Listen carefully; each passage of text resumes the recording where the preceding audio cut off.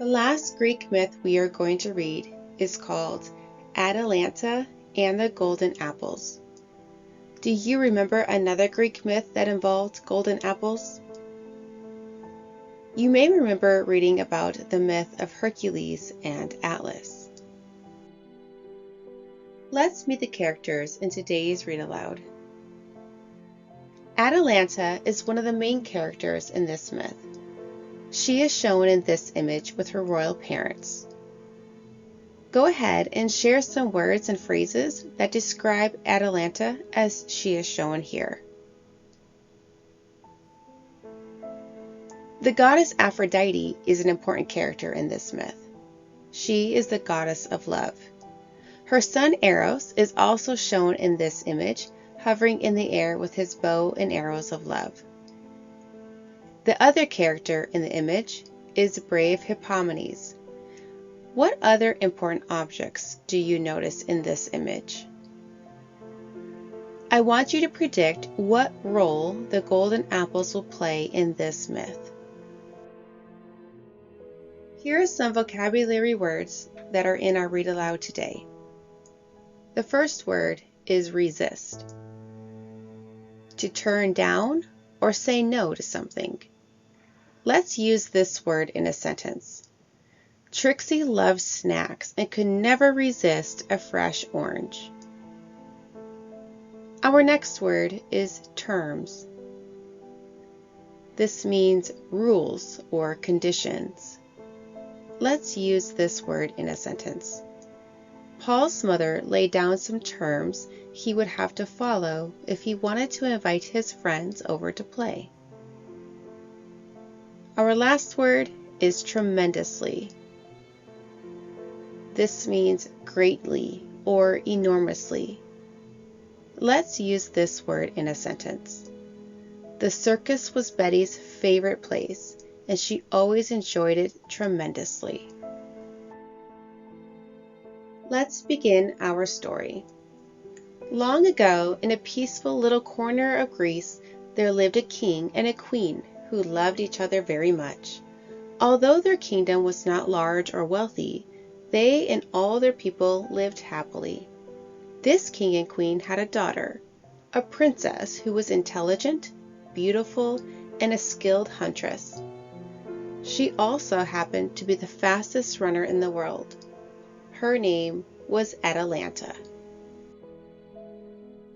When she reached a certain age, Atalanta's parents told her, "One day you will become queen, and ruling this land is too big a job for one person to do alone. It is time for you to marry."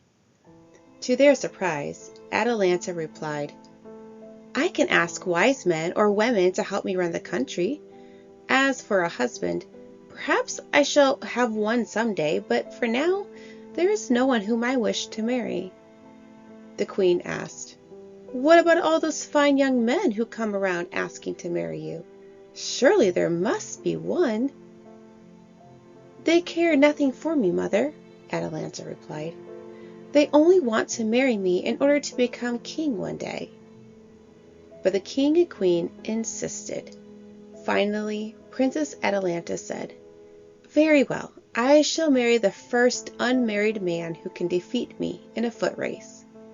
"What?" her parents exclaimed.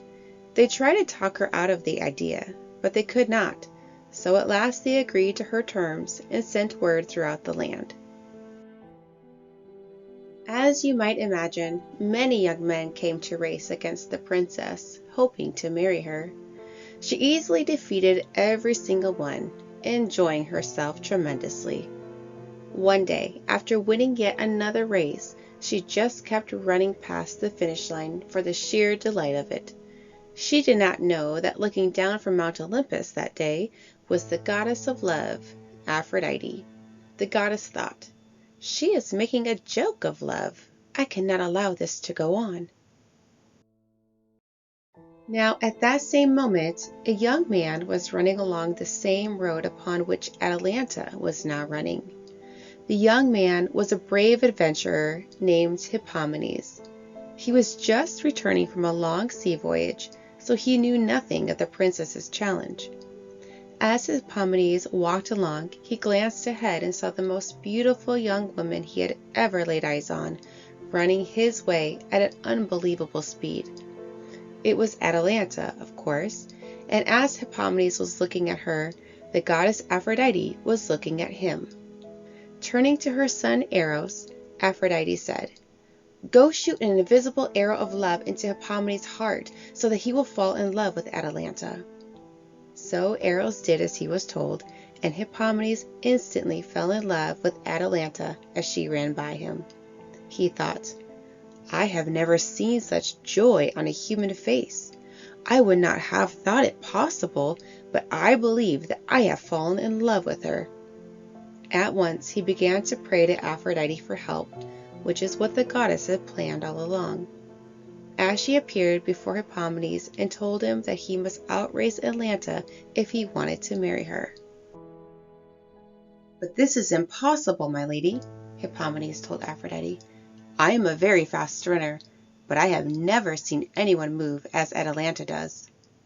The goddess presented Hippomenes with 3 apples made of purest gold that shone almost as brightly as the sun. "When Atalanta sees these apples, she will not be able to resist picking them up," Aphrodite said. "Here is what you must do." The next day, Hippomenes challenged Atalanta to a race. Inside his rather loose-fitting clothing, he had hidden the 3 golden apples. Before the race, he told Atalanta, "Your Highness, I want you to know why I am racing against you." Atalanta answered, "In order to marry a princess and become king someday." To her shock, he replied, "No, in order to marry the woman I love. She just happens to be a princess." Then he walked to the starting line while Atalanta thought, "There is something different about this one." Still, she took her place next to him. A moment later, the race was on. Atalanta began to pull ahead almost at once, but Hippomenes drew one of the apples from inside his clothing and tossed it ahead of her and a little off to the side. The moment Atalanta saw the apple, she had to have it. She turned and went after it. As she picked it up, she saw Hippomenes ahead of her, and losing no more time, she took off like a deer. Soon Hippomenes heard her footsteps closing in behind him. Drawing out apple number 2, he held it up so she would see it, and tossed it back over his shoulder. She turned right around and ran right back to get it, while Hippomenes ran on. Grabbing the second apple, she saw Hippomenes halfway to the finish line. This time, Atalanta took off after him like a speeding cheetah, dashing across the grasslands. Soon Hippomenes could hear her rapid footsteps getting closer, and he took out apple number 3 and threw it into a nearby field of tall grass. Of course, Atalanta went after it, hunting through the grass for the golden fruit while Hippomenes kept running. This one, too, she held in the palm of her hand as she returned to the race. In all of Atalanta's life, she had never run as she ran then. Her feet seemed not to touch the ground. Faster and faster she moved, and closer to Hippomenes she came. He told himself, "Don't look back or you might lose a step." Now she was only 3 steps behind him, now 2 steps, now just 1. And then, she thought to herself, would it be so terrible if I did marry him? And as she thought that, Hippomenes gained a step and crossed the finish line before her. What happened after that? Well, I am glad to say that Atalanta kept her word and married Hippomenes, and I am even gladder to say that she had been right. There was something different about him, and soon she loved him just as much as he loved her. Hippomenes never minded that Atalanta could outrun him. He was happy just to be the one running with her. Let's take a look at some characteristics of this Greek myth. Does this myth try to explain something in nature or teach a lesson? Yes, it tries to explain how people fall in love. The lesson it teaches is to keep your promises. Does this myth have any mythical creatures? No, there are no mythical creatures in this myth. Does this myth have any Greek gods and goddesses in it? Yes, it has Aphrodite and Eros. Take some time to discuss any insights into ancient Greek culture that may have been explained in this myth. Here are some discussion questions. Feel free to pause the video in order to allow time to think and discuss. What is the name of the hero in today's read aloud? Which Greek gods or goddesses appear in today's read aloud?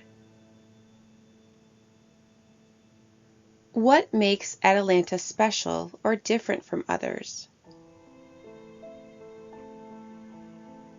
What do Atalanta's parents want her to do at the beginning of the myth?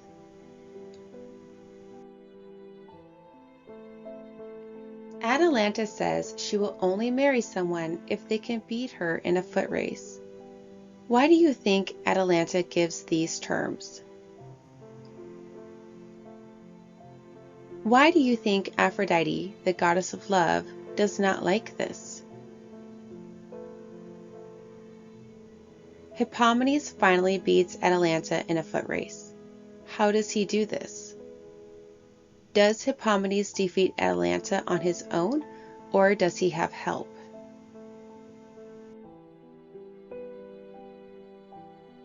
Why do you think Atalanta is not able to resist the golden apples? At the end of the myth, is Atalanta tremendously happy or sad that she married Hippomenes? What setting was mentioned in this myth that gave you a clue that this was a Greek myth? If you could change the ending of this myth, how would you change it?